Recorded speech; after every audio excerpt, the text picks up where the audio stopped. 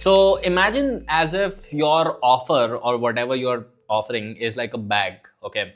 And it consists of various kind of vegetables that you are, buying from a grocery store. So what most people think is that if I add more vegetables to this particular bag, which basically means more stuff, then what will happen is the value of whatever advice or services that I'm offering will automatically increase. Now, this is a big, big misconception. Okay, and I'll tell you why. Because what happens is a lot of people think that this would actually impress my customers. But the fact is that this creates more complexity, leads to delay in launch and user validation, and it increases costs. Because let's suppose if you are offering SEO service, you're offering YouTube marketing, you're offering Facebook ad services, you're offering YouTube ad services, and then maybe you're offering some graphic design services as well. To fulfill all these components and deliver outcomes to your customers, it takes a lot of manpower, it takes a lot of complexity, it takes a lot of money. And if you at such a young stage of your career think that if I keep on doing more and more of these things, this will sort of impress my customers and I will actually be able to charge more, you are highly mistaken. The second issue is that a lot of agency owners don't know what features to actually prioritize on when they are offering and how much to actually go about charging for the same. And that is exactly what I want to cover in this particular video. So my recommendation is, instead of thinking that if I add feature 1, feature 2,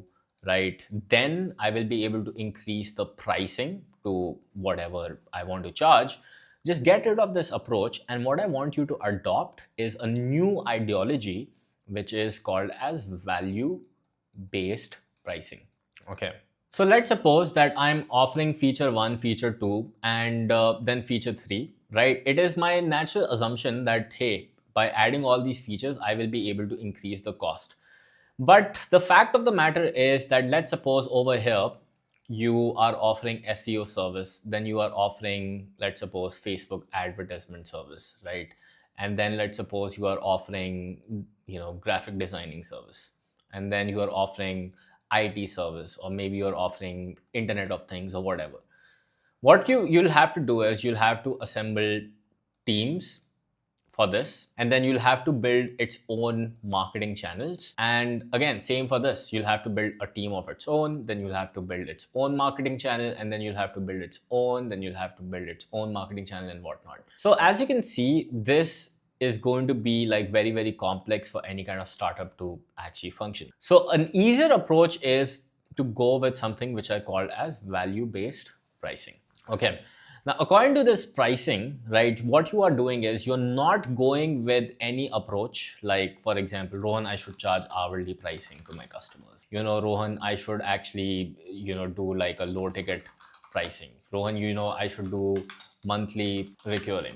I think, stack more and more features. Okay. None of this really matters and your client doesn't care about. So if you had to really boil into the fundamentals, what exactly does your customer care about? Well, your customer, all they care about is that they are stuck in this island, right? Call this island 1, okay?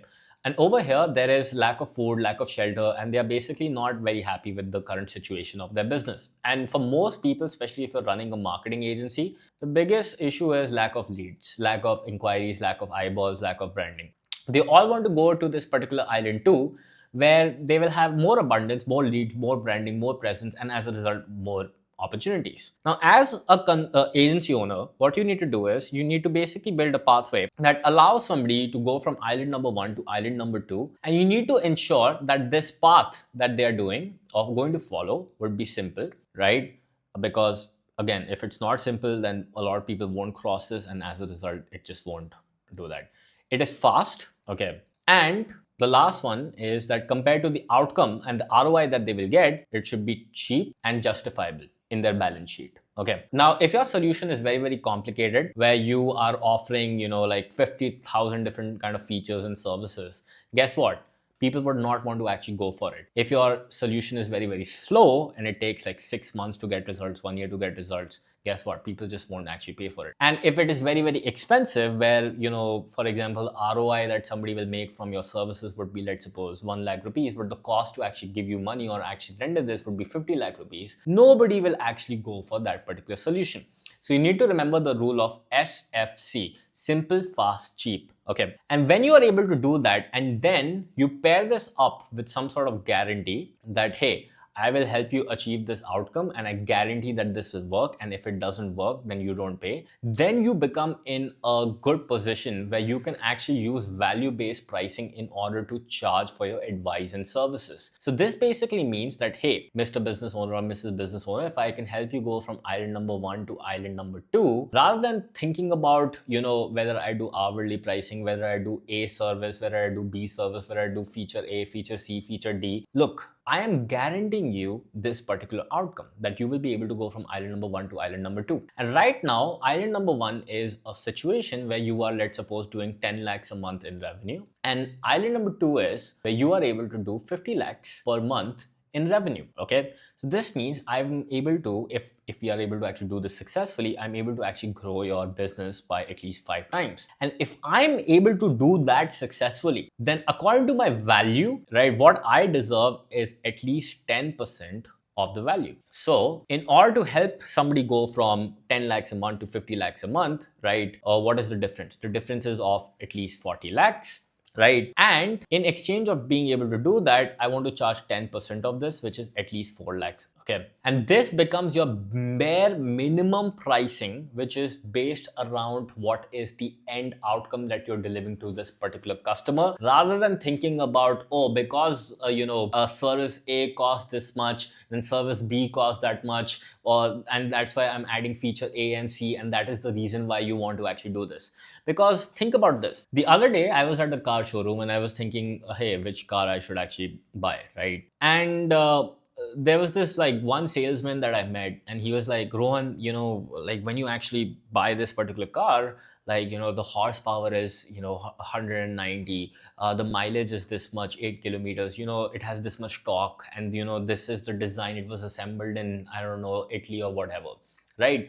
So that was this one salesperson, and he was like trying to explain me all these features. And don't get me wrong, with some car enthusiasts, right, people who are like really, really into it, for sure, that might have worked. But the number of people who know that much about, this particular subject are probably finite. For most people who are general individuals like me, they just want like, a great experience. So that's why when this salesman tried to actually present me all these features, I just like said absolutely no. Then what I did is I went to another showroom, and that particular salesperson was like, okay, so which car are you interested in? The first thing that he did is, rather than giving me all these features and jargons, he decided to really understand, Rohan, what is your preference? What exactly are you looking for?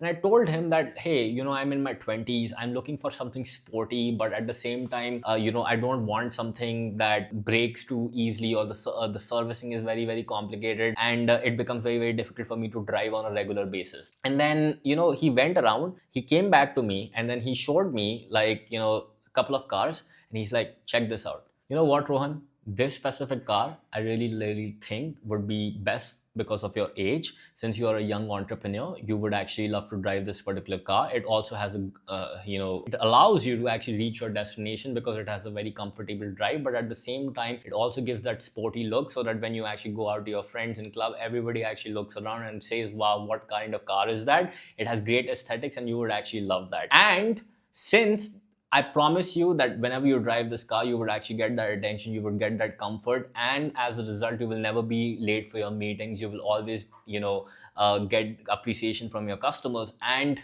as a result of that, this will allow you to actually become even more successful in your business. Now, of course, the question is, how will a car really help me become more successful in my business, right? Probably, of course, he can't connect the dots that way. But technically, the way he presented that to me, it made me feel like, wow, if I actually carry that car to my meetings, it will actually make me feel good, which means that my clients would think great of me, and as a result, they might give me repetitive business. It might or may not be true, but the fact is, the way that second salesperson presented that to me and made me visualize the outcome of me being able to drive that car was a lot better than the salesperson number 1, who was absolutely obsessed about features. And guess what? Which salesperson was I convinced by? Which salesperson I was like, wow, this is exactly the kind of car I want to go after. It was salesperson number 2.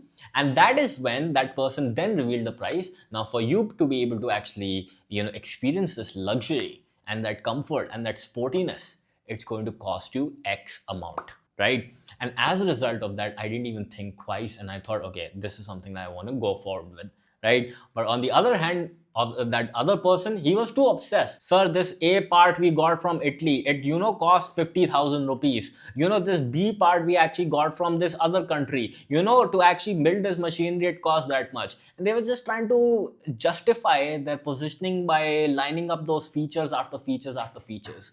And that did not help me at all. And as a result, that salesperson lost that sale. So my recommendation is, look at what is going to be the final outcome that you can deliver to your customers. And usually, if you're running a marketing agency, it should be mostly in monetary terms. Okay.